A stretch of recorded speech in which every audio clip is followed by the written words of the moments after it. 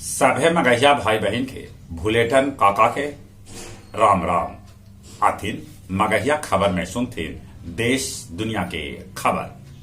आज शहीद सभे के याद में 11 बजे रखल जाए 2 मिनट के मौन। बिहार के मुख्यमंत्री नीतीश कुमार कहल का कि कांग्रेस के भारत जोड़ो यात्रा खत्म होवे के बाद विपक्षी एकता पर कल जाए बातचीत।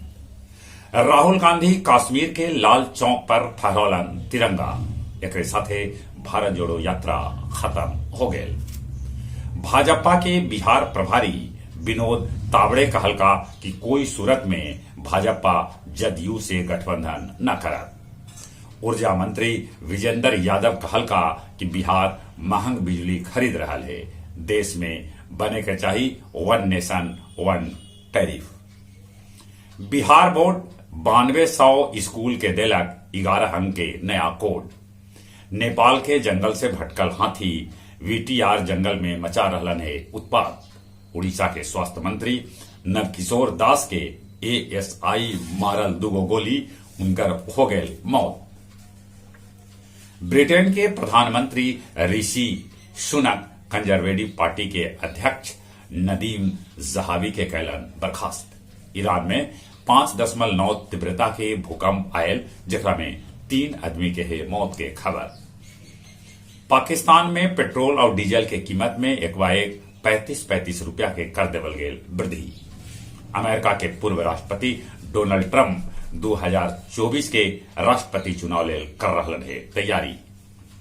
बोधगया स्थित कालचक्र मैदान में 3 दिवसीय बौद्ध महोत्सव कल हो गए खत्म।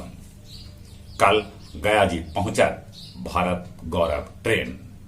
जन संस्कृति मंच के 1 दिवसीय कार्यक्रम के आयोजन आईकॉन कंप्यूटर सेंटर गया में कल गए।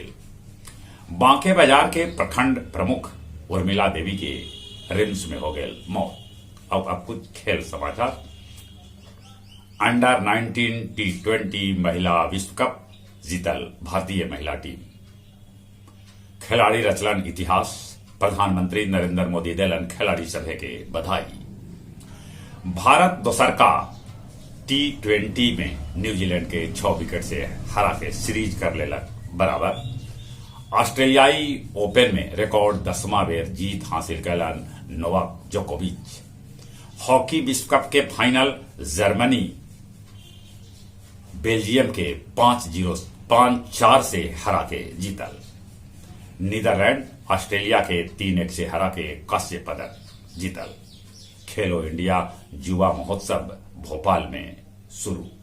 जहां तक मौसम के सवाल है, मौसम विभाग सूचना दिलका है कि पानी बरसे से ठंडा अभी कुछ और दिन रह सका है। ठंडा से बचते चलिए एक बार फिर से अपने सभे के भुलेटन काका के राम राम।